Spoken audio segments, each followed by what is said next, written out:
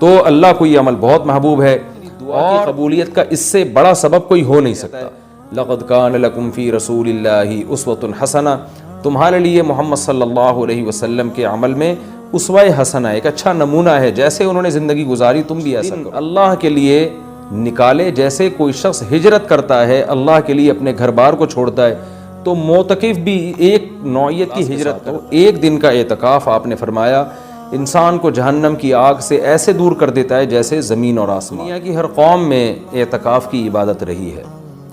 جو بت پرست لوگ ہوتے تھے وہ فَنَظَلُّ لَهَا عَاكِفِينَ، قرآن کہتا ہے کہ وہ بھی بتوں کے سامنے جو ہے وہ ادب سے اور اس خاص قسم کی حیت بنا کے بیٹھ جایا کرتے. تو نبی صلی اللہ علیہ وسلم نے مسجد میں اعتکاف فرمایا. اس وقت سے لے کے آج تک امت آپ صلی اللہ علیہ وسلم کے اس عمل کو فالو کر رہی ہے.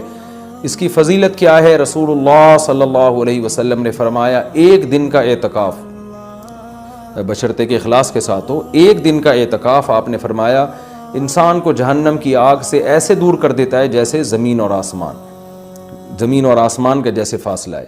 تو اللہ کو یہ عمل بہت محبوب لگتا ہے کہ اتنی مصروفیتوں میں جب لوگ دنیا کی گہما گہمیوں میں مبتلا ہیں، کوئی شخص میری خاطر سب کچھ چھوڑ چھاڑ کے میرے گھر میں آ کے پڑ جاتا ہے کہ اللہ جب تک تو مجھے معاف نہیں کرے گا، جب تک تو مجھے سیدھے راستے پہ چلنے کی توفیق نہیں عطا فرمائے گا، گویا میں تیرا در چھوڑوں گا نہیں. اور فقہائے کرام نے قرآن و سنت ہی سے اعتکاف کے مسائل بھی نکالے.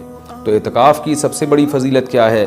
ایک تو وہ فضیلت کہ جو حدیث میں بیان کی کہ مشرق اور مغرب میں جو فاصلہ اور آسمان اور زمین میں جو فاصلہ ہے، اتنا اللہ تعالیٰ جہنم کی آگ سے انسان کو دور کر دیتے ہیں.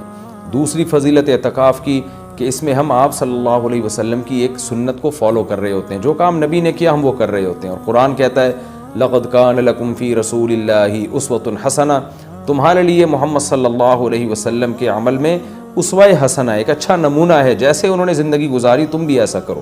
تو نبی صلی اللہ علیہ وسلم کی سنت اس سے زندہ ہوتی ہے. دوسری فضیلت.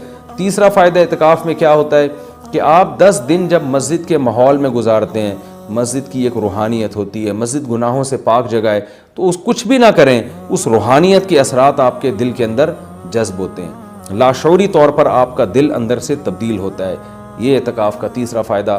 چوتھا فائدہ، آپ کو 10 دنوں تک باجماعت نماز پڑھنے کی توفیق ملتی ہے، آپ کو مسجد میں عبادت کی توفیق ملتی ہے، فارغ علماء کے بیانات سننے کی آپ کو توفیق ملتی ہے. یہ ایک بہت بڑا فائدہ ہے اعتکاف کا. اور سب سے بڑا فائدہ کیا جو حدیث میں بھی منقول ہے، اور آپ صلی اللہ علیہ وسلم نے اعتکاف کی مشروعیت کی ایک وجہ یہ بھی بیان کی ہے کہ اس سے انسان کو لیلۃ القدر نصیب ہوتی ہے. آپ صلی اللہ علیہ وسلم لیلۃ القدر کی رات کی تلاش میں بھی اعتکاف فرمایا کرتے تھے. 10 دنوں کے لیے مسجد میں آ کے بیٹھ جایا کرتے تھے. ایک بات جو آخری بات، اعتکاف میں موبائل کا استعمال کم کریں، کو مثبت ایکٹیویٹیز کے لیے محدود کر دیں. فون پہ باتیں کرتے رہنا، ویڈیوز دیکھتے رہنا فیس بک کی، یہ تو سارا ٹائم آپ کا فیس بک برباد کر دے گا. کوئی کام کی علمی بحث دیکھنی ہو تو ایک الگ بات ہے. ویڈیو گیم اور ان چیزوں میں اعتکاف کو برباد کرنا یہ بہت بڑی محرومی کی بات ہے. اللہ تعالیٰ سے دعا ہے کہ اس رمضان کے اس عشرے کو اللہ ہم سب کے لیے رحمت بنائے.